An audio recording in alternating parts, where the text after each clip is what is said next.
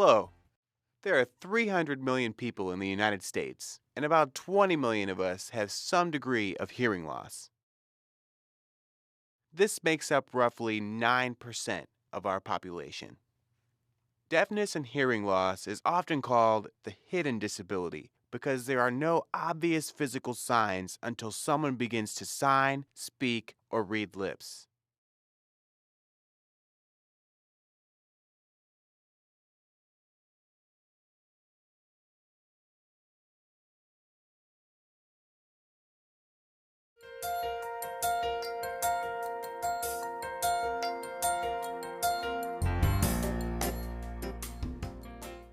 We are going to assist you in recognizing and communicating with people who are deaf or hard of hearing. There are two distinct groups with hearing loss. Hard of hearing is defined as a functional loss of hearing, but not to the extent that the person must rely primarily on visual communication. Deaf is defined as a person who must rely primarily on visual communication, such as sign language, writing, and lip reading. The degree of hearing loss varies for each individual. This video provides helpful tips for interacting with a wide range of people who are deaf or hard of hearing. But remember, it's important not to generalize or assume everyone fits in the same category of hearing loss and ability. Since there are few visible cues to hearing loss, it can be difficult for police officers to know when they are approaching a person who is deaf or hard of hearing. The easiest way to know is by communicating with them.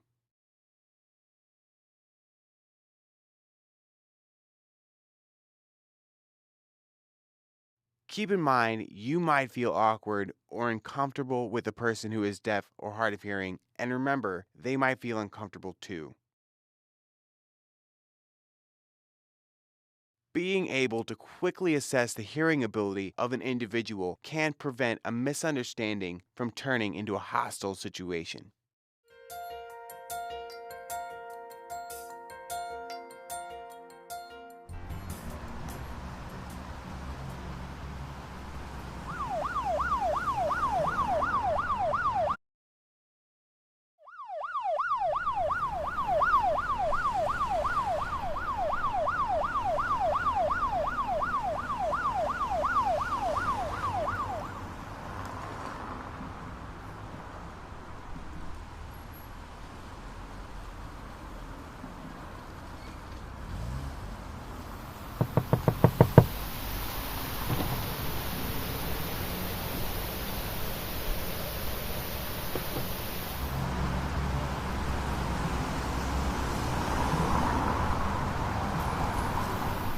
I'm sorry, officer. I can't see you. I'm deaf. I'm sorry, officer. I can't see you. I'm deaf. I read lips. I still can't see you. I can't see your lips. The flashlight. The flashlight made it hard for me to see your face. As you can see, the flashlight makes it hard for a deaf person to read lips. The light blinds them and they cannot see or understand you, making communication ineffective. Please be considerate of the situation. Be sure communication happens in a well-lit area where you can see each other clearly. This will help make communication more effective. Sure. You got pretty good with that, man. It's quite good at that. You understand it? I can't understand you. Why did you look at the paper in the pocket? It's hard to do means look at me so I can understand.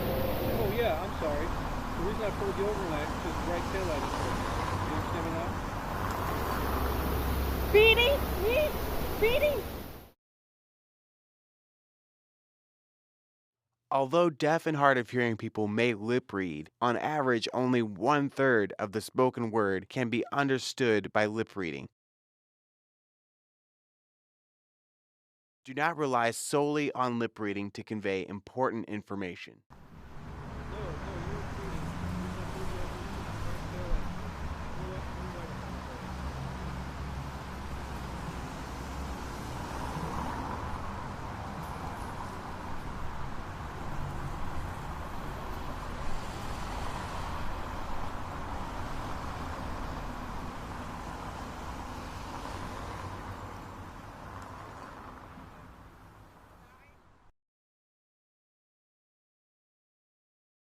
If verbal communication is chosen by the deaf or hard of hearing person, use gestures and facial expressions along with your spoken message.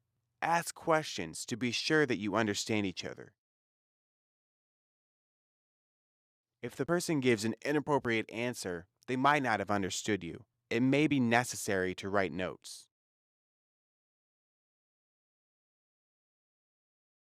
American Sign Language is a foreign language and has its own syntax and grammatical structure.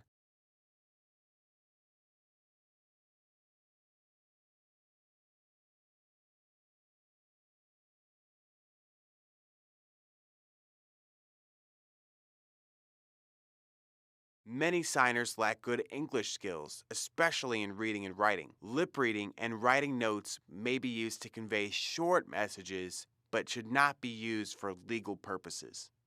Here are a few other helpful tips for dealing with lip reading. Don't cover your mouth or chew gum. If you have a mustache or a beard, it will be difficult for the deaf or hard of hearing person to lip read if he or she has lip reading abilities.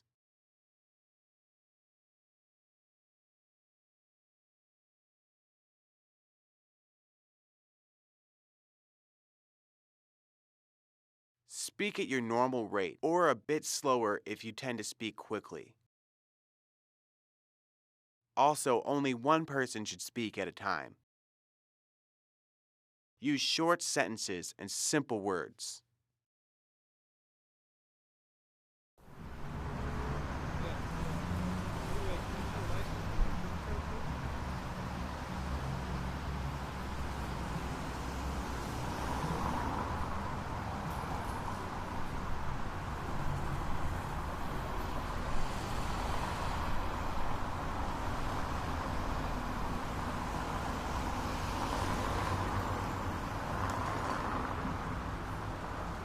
Okay, I'll be right back.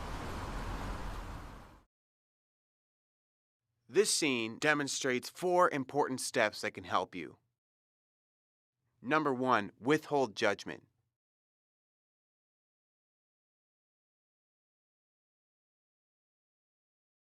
Number 2, assess the nature of deafness. Third, assess language ability and ability of the individual to communicate effectively. And fourth, determine and, if necessary, request or use a proper communication method. Here is more information about the deaf and hard of hearing community. The majority of deaf people use American Sign Language as their primary mode of communication. The language shares no grammatical similarities to English.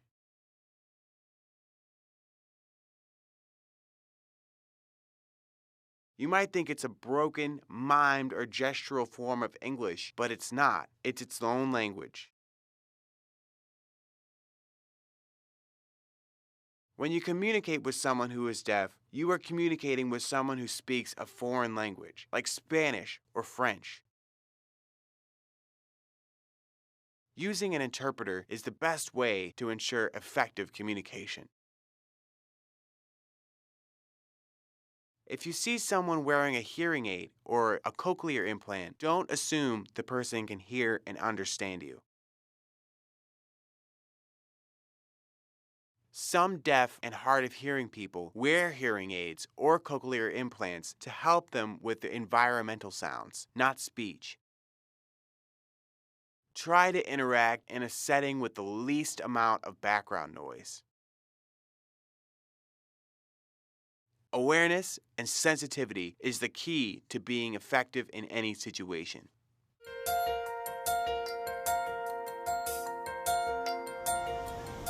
get here this morning? This morning I got here at 11. 11? Yeah. Oh! What's the matter with you?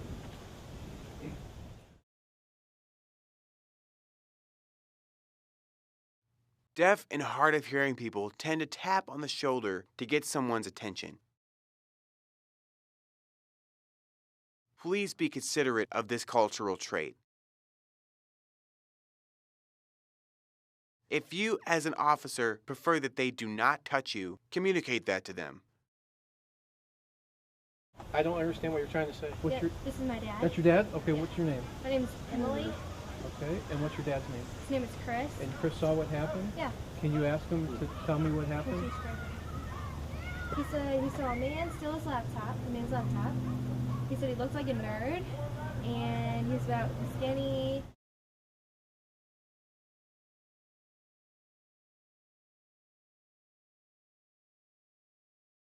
Do not use family members, especially children, as interpreters. They may lack the vocabulary or the impartiality needed to interpret effectively. A certified interpreter has received all of the proper training and has the skills to handle delicate matters, especially in legal or medical situations.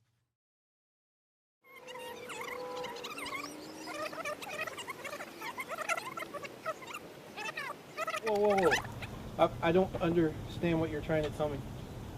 I said I saw someone steal a man's laptop. He saw what happened? Yeah, Is this your dad? that's my dad. Okay, what's your name? My name's Emily. Emily, how old are you? I'm 13. You're 13. Ask your dad if he needs a certified ASL interpreter. Yes. He said he needs He needs one? Okay, I'm going to make a phone call, okay? Stay right here, all right?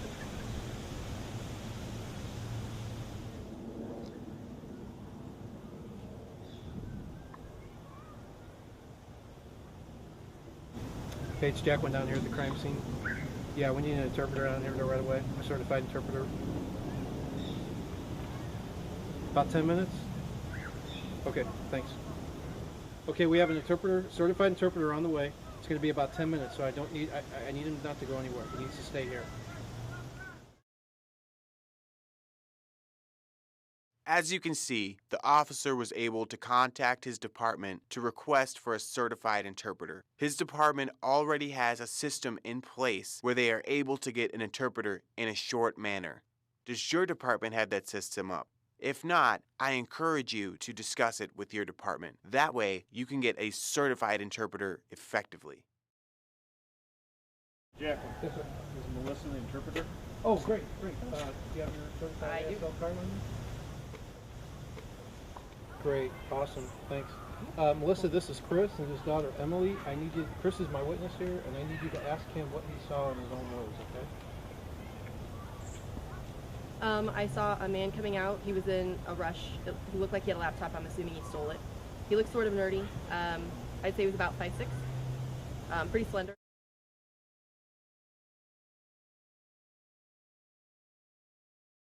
When using an interpreter, look and speak directly to the deaf person, not the interpreter. I need you to ask Chris in his own words. Tell me what happened. I saw a man coming out. He was in a rush. It looked like he had stolen a laptop. He looked sort of nerdy. He's pretty slender. Talk at your normal rate or slightly slower if you speak fast. Only one person should speak at a time. Use short sentences and simple words. Do not use jargon or abbreviations. If someone doesn't understand what you have said, try saying it in a different way. Always check to make sure the deaf or hard of hearing person follows what you're saying.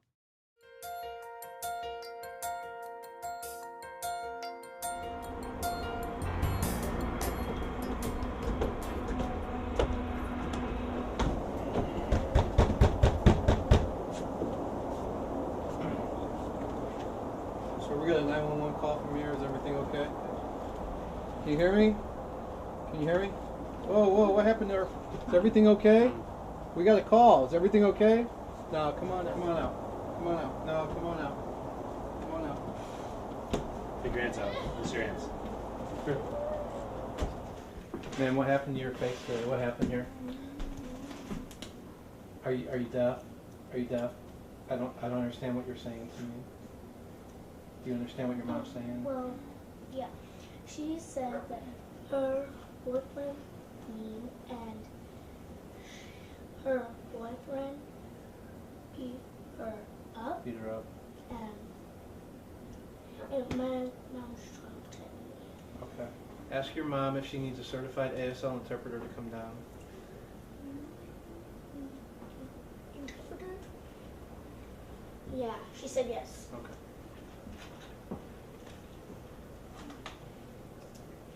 Hey, it's Jacqueline down here at the 315 start.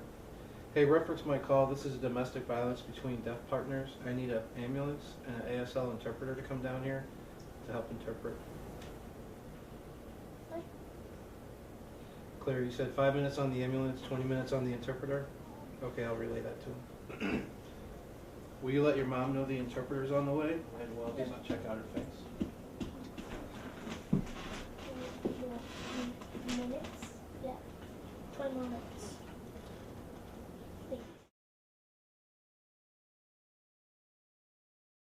The officer in this scene did the right thing. First, he evaluated the situation. Second, he decided the most effective way to communicate. Third, he recognized that the child is emotionally involved, unable to be impartial, and not qualified to be an interpreter. And fourth, he recognized that his signing skills were not effective enough to communicate. And he made the right decision to call for a sign language interpreter.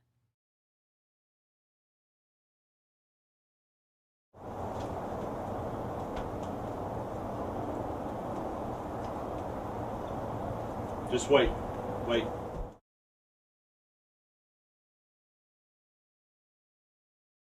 With patience and sensitivity, the officers evaluated the situation and determined the most effective way to communicate. They used gestures and short written messages to diffuse the situation until an interpreter arrived to the scene. Yes, ma'am. You called for an interpreter? I did. Come on in. Thank you for showing up. What's your name?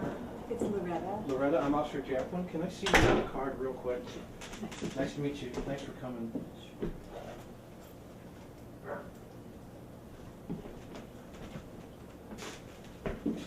Great. Thank you so much.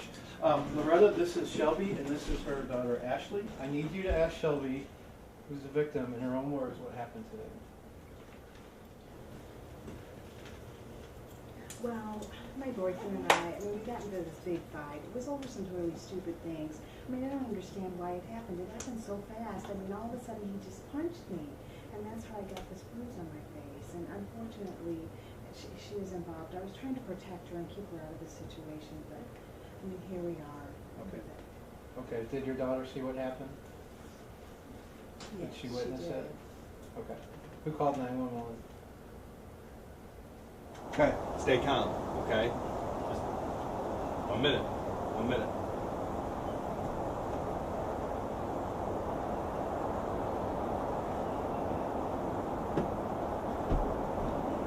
He's good for it. He's gonna go.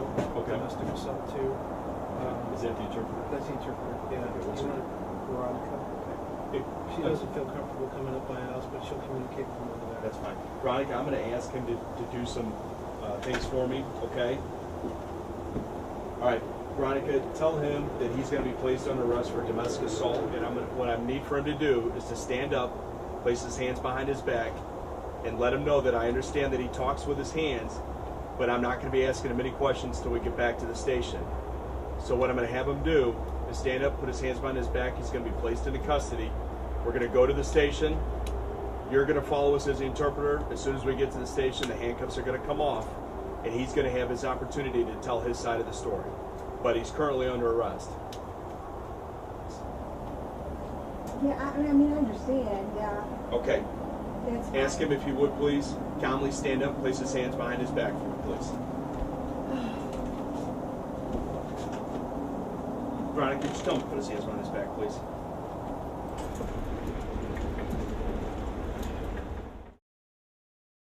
Communicating with a person who is deaf or hard of hearing does not have to be difficult.